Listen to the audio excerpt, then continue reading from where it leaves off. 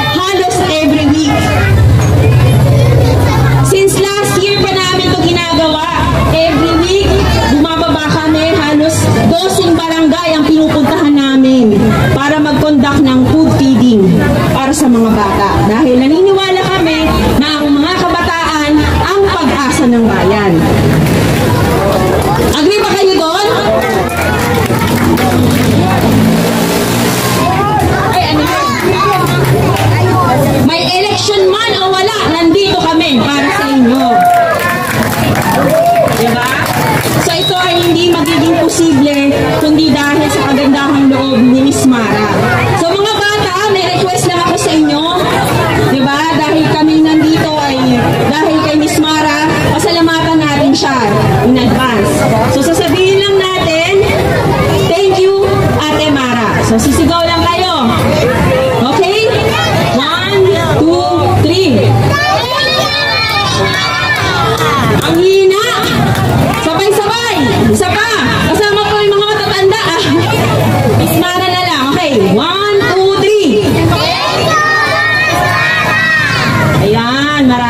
salamat.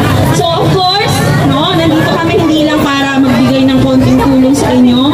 Gusto rin namin kayong mapasaya kahit papaano. Kaya meron po kami hinandang presentasyon.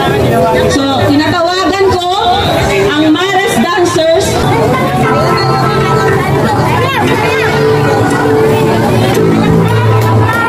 Palakpakan ulit!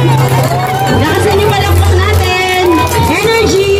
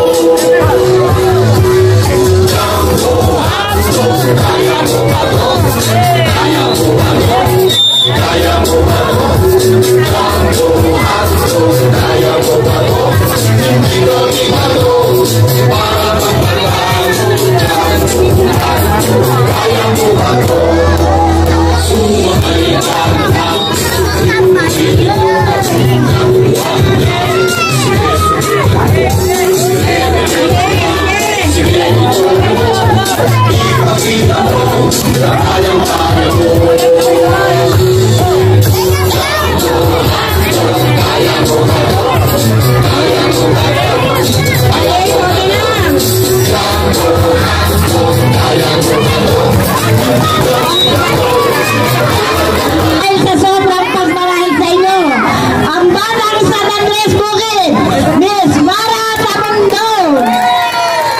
Ako ba yun? Ako ba yun? Ito po, para medyo magising muna tayo. Ayan, thank you. Meron na silang premyo? Ayan, o sige, para magising muna tayo. Magandang hapon po sa inyong lahat. Sa ating mga mukhang junior citizen na narito, sana po magustuhin niyo itong awitin. Konting sayawan lang po tayo para sa inyo pong lahat ito.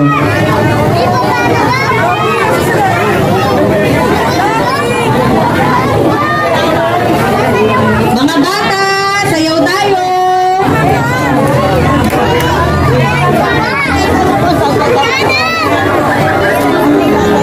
At first I was afraid, I was petrified, kept thinking I could never live without you by my side. Nako, sinabayan nyo. Wait lang ha, ulitin natin. One more! Yay! Ganyan talaga pag live po eh, no? Ayan ha. Asan yung mga talented? Dito po. Yes! First I was afraid, I was petrified, kept thinking I could never live without you by my side. But then I spent so many nights thinking how you did me wrong and I was strong. And I learned how to get along and so you're back from outer space. I just walked in to find a healing that the look upon your face. I should have changed this to below. I should have made sure that if I had known for just 1 second you'd be back to butter me. Go now, go. Walk out the door. Just turn around now. 'Cause you're not welcome anymore. Don't you wanna try to hurt me with your bar? You think I've come on? You think I lay down and die? You know that I will survive. I know I stay alive. I got all my life to live. I got so much love to give, and we'll survive. We will survive. Hey, hey. Woo! Yeah. Kaya mo na yung music, ayaw makasama eh. Yes! If the cause is trying to hurt, not to fall apart, just like it hurts when it bleeds on my broken heart. And I spent so many nights just feeling sorry for myself. I used to cry, but now I hold my head high and you see me. Somebody new, I'm not the chain of the person still in love with you.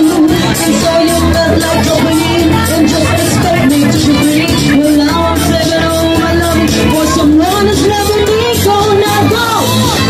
Walk out the door. Just turn around now. 'Cause you're not welcome anymore. But you don't wanna try to hurt me with your mind. You think I come on. You think I lay down and die. You know that I will survive. I know what's there life. I got all my love to live. I got so much love to live. And we'll survive. We will survive. Hey, hey. Ayan yung mga kilikili nyo. Tinapat nyo sa mga senior. Naku, Nay, okay lang ba kayo? Tinapat yung mga kilikili nyo. Hindi, joke lang po yun. Siyempre tayo nagbibigay lang ng konting kaligayahan. Ako po ay narito para sa isang food eating program para sa mga kabataan. Dahil una sa lahat, yung mga kabataan po natin gusto ko makita at gusto ko makapili. At syempre, gusto ko rin po makasama ang ating mga senior citizen na mukha namang hindi senior kundi mga junior citizen. Wow! 77? Nay, naka-cuties pa kayo? Ako wala. Wala po akong cuties. Pero diba, yan po ang buhay natin. Ibig sabihin, kailangan ma-enjoy lang po natin kung ano yung meron na makakapagpasaya sa atin. Ako naman po, bilang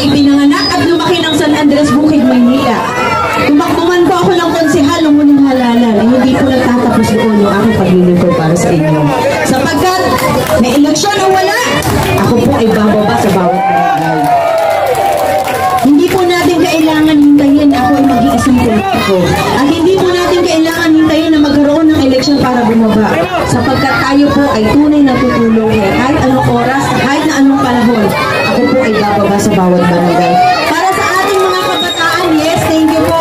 Para sa ating mga kabataan na gusto ko makapiling, sapagkat gusto ko lamang sabihin sa kanila na kayo mga bata ang tunay na pag-asa ng ating bayan. Na kung saan, dapat kayo ay hubugin ang tama para paglabas ng inyong tahanan, kayo ay maging mapagmahal, matulungin, at lalong-lalo na maging magalang kayo sa inyong mga magulang, sa lola at lolo. Mag-aral ng mabuti. Dahil unang-una ang ating mga senior citizen, mga lola at lolo, bago sila naging ganyan, lahat ng sakripisyo binigay sa atin para tayo ay makapag-aral at mapaglingkuran. So, marapat lamang na kayo mga bata, malaman ninyo na ang pagmamahal na ibinigay ng ating mga magulang, mga lola at lolo ay hindi biro. Dahil kundi dahil sa kanila, wala rin po isang marathon na nandito sa inyong harapan ngayon. Kaya ako naman po ay narito para lang sabihin sa inyo na meron po isang tao at lalo na tayo kung magsasama-sama na maipagpatuloy po natin yung pagtutulungan para talagang ang mga anak po natin at mga apo ay mabigyan din natin talaga ng tunay na kinabukasan. Para sa mga kabataan na narito, nag-i-school pa ba kayo? May pasok pa kayo? Bakit nandito kayo? Kasi Sunday pa lang ngayon, ano? Pero dapat mag-aral kayong mabuti. Pag nakikita nyo ang mga lola at lolo natin, paano nyo sila binabati? Pag nakikita natin ang lola, ang lolo, paano natin sila binabali? Ay, binabati. Oo, magmamano. Dapat yung mga kabataan marunong magmano or mag-bless. Paano mag-bless? Ayan, very good, diba? Ngayon kapag sumasagot tayo sa ating mga magulang, sa mga nakakatanda sa atin, ano ang ating sinasagot sa kanila? Opo at opo, diba? Kasi ang mga lola natin, marapat lamang bigyan sila ng respeto, paggalang. Dahil kundi dahil sa kanila, wala rin yung mga magulang natin at wala tayo dito. Para sa mga kabataan, meron akong regalo sa inyo. At sana magustuhan ninyo. Meron kayong merienda na Jollibee na burger at juice. At meron kayong tag-iisang bola. Yay! Tag-iisang bola, hindi na kayo mag-aaway ha. Kasi pwede nyo gamitin yan kapag may oras kayo maglaro. At para sa mga senior citizen po na narito, ito po, ayan. Kasi yung mga kalalakihan natin, masyadong matitikas, ang lalaki ng katawan, di ko kayo makita eh. At andito naman ang ating mga red girls. Diyos ko, napapalibutan ako ng mga pula kayo, namumula ang mga mata, ang puso, ang lahat. Para sa mga senior, mga bata, syempre meron tayong dancer kanina, nagbigay ng sayaw sa atin, di ba? Sila lola naman, bigyan natin ng isang awitin ng pagmamahal at pagpapasalamat. At ito po ay awitin ng hindi po pagpatanda kung pabatan naman po ito. Huwag kayo mag-alala. Mapabawasan po kayo ng 10 years, kasama na po kaming lahat doon. Then syempre, unang-una, yung sakripisyo, pagmamahal, hindi po biro na ibinigay ninyo. Kulang pa nga po itong kakantahin ko. Pero gusto ko lamang maramdaman ninyo na kayo po ay hindi left out sa society. Kayo po ay dapat higit, bigyang pansin ng gobyerno.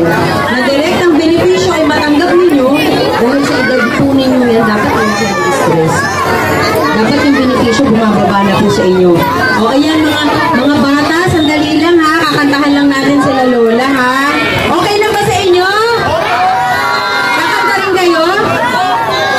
O sige, sabayan nyo ako kumanta ha. Ayan. O para sa ating mga pulang lalaki na narito ngayon, huwag nyo na itaas yung kilikili nyo ha. Nakakahiya kay na lola. Sabihin, inutusan ko pa kayo itaas yung mga kilikili nyo dyan. Ang init-init pa naman ngayon. Nay! Nay! Lola at lolo para sa inyo dito. Ayan. Tayo ay matanda na, sana'y di tayo magbago. Sandali, ulitin ko po ah. Ba't sinusumpong kaya yan? Ha? Ito ba yun?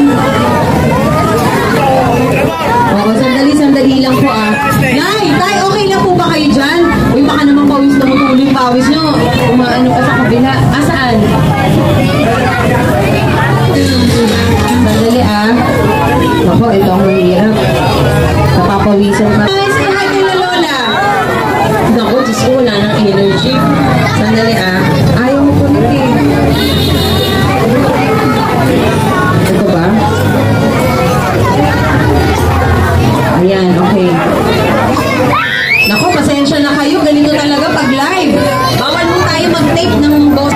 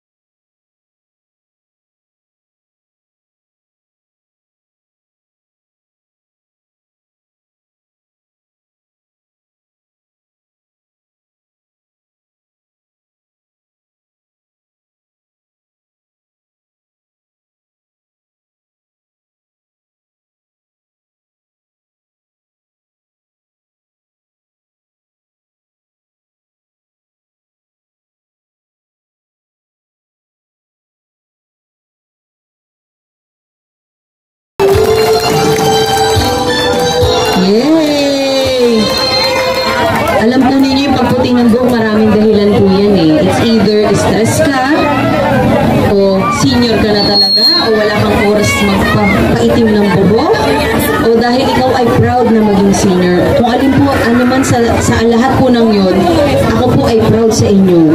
Dahil kung hindi po dahil sa inyo, wala po katulad ko rito ngayon. Kaya talagang ang pasasalamat po ay walang katapusan. Dahil yung pagmamahal na ibinigay po ninyo ay wala rin hangganan para sa amin. Kaya ako naman po ay narito para ibahagi yung konting pagmamahal. Ay hindi konti. Malaking pagmamahal sa inyo, pero yung konting tulong na pwede kong maibigay.